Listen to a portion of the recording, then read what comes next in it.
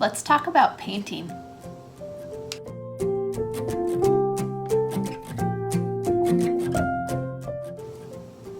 Today we're going to be using watercolor paints. So I have here a brand new palette. These are Crayola watercolors.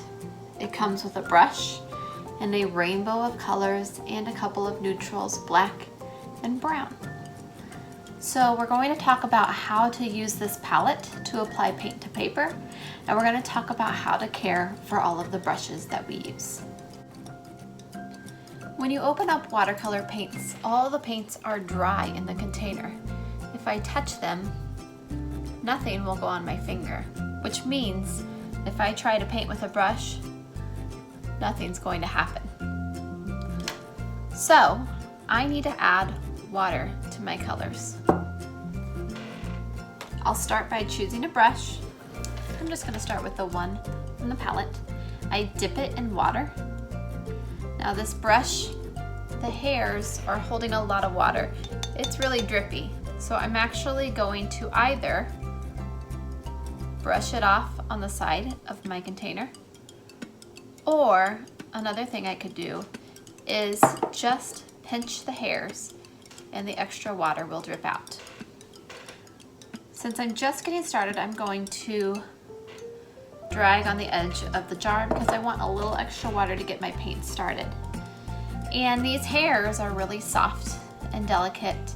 If we don't use them well, they will become messy and hard to work with. So once my brush is wet, I'm just going to tickle my paints. Tickle, tickle, tickle. Nobody likes to be tickled really hard, that hurts. So I just tickle really gently on my paint, and then I can brush it on my paper. You may notice that by holding my brush up and down, I'm able to paint nice clean lines. So let's try that again. Dip, drag it off the extra water on the edge of my jar, tickle my paint, and holding my brush up and down, I can create nice lines on my paper. Just like I tickle gently, I'm also painting the lines gently on my paper, just with the tip of my brush. Now, I want to use a different color. Did you see what I just did? I washed my brush off in the water so that my colors won't mix. I can drag it off and pick a new color to paint with. I think I'll choose yellow to fill my space. Now, instead of holding it up and down for nice lines, I could hold my brush on its side to give me a little more space to fill with color. Each time I'm dipping and dragging my brush again before I dip it in the paint to make sure I have enough water for my paint to transfer to my paper.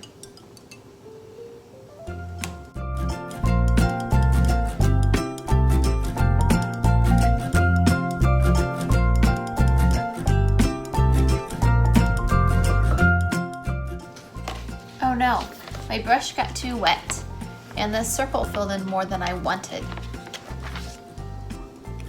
I like to keep a paper towel handy while I'm painting, so if my brush ever gets too wet, I can dry it off on the towel. It's also a great idea, you see that turned blue?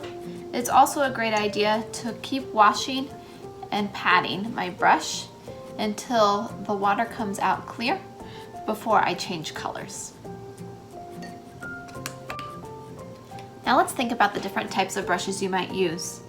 I did all of my painting so far just with the brush that came with my palette, but I also have these other brushes, and a variety of brushes is a great tool for creating paintings. I can use small brushes for thin lines and small spaces, and thicker brushes for thick lines and big spaces.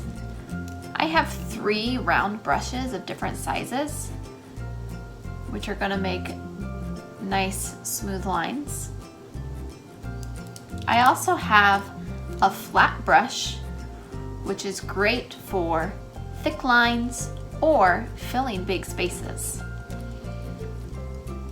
And I have an angle brush, which is sometimes nice for just creating different types of marks. So let me try that one out and see what I can do.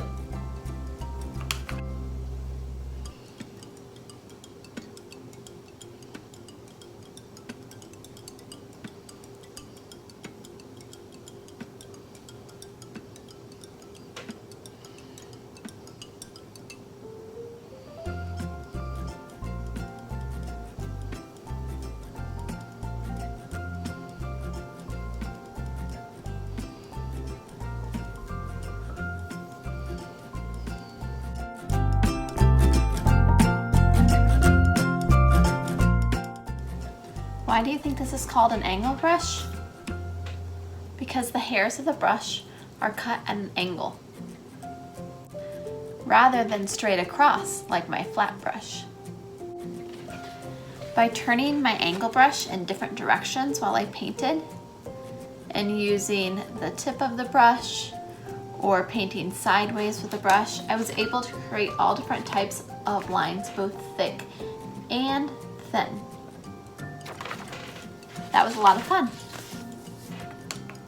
But Mrs. Belke, what about when the paints get messy? My daughter Charlotte loves to paint, and here's one of my palettes that she's used a lot. She's not old enough to understand how to care for her palette well, and so a lot of the colors have gotten mixed. But I have a special trick for when that happens. I simply take a brush, usually a flat brush, I dip it in water, and I use the brush to clean out the dirty paint. This pink has a streak of green in it, so I'm going to wash it out and just gently scrub it. Then I wash my brush again in my water. I can really gently just tap, tap, tap it on bottom. Pull off those drips. I'm gonna wash again. It might take 2 or 3 times of washing to get that color to come clean. So get it closer. Really gently scrub it. You see that pink is starting to appear? All right. So I'm gonna get all that dirty paint off my brush by washing again. And now I'm ready to paint with this pink.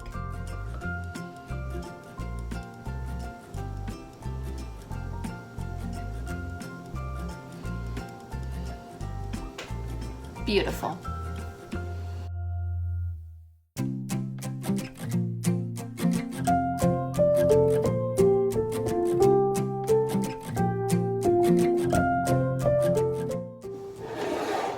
I took some time to wash up my paints, and now they look like new again. The paints aren't the only thing that get messy. Sometimes, if we make a mistake and press too hard with our brush, you might give your brush a bad hair day, kind of like this.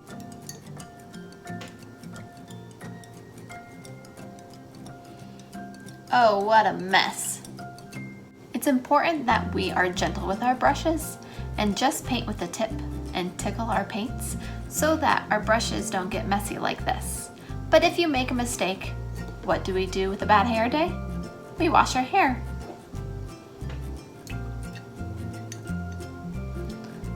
Much better. Now it's time to clean up. To clean up your paints, you're going to move your painting to a safe space to dry. In the art room, that's going to be on the drying rack. If you have any paint on the table, make sure you wipe down your space so that it's nice and clean for the next project. Close the lid to your watercolor palette. Make sure that you carry it flat to avoid paint dripping out of the ends, and then stack it neatly where your paint belongs. Your dirty brushes or any brush that was used needs to be washed out. So rinse it in water, either in your water cup or at the sink, and store them with the hairs facing up.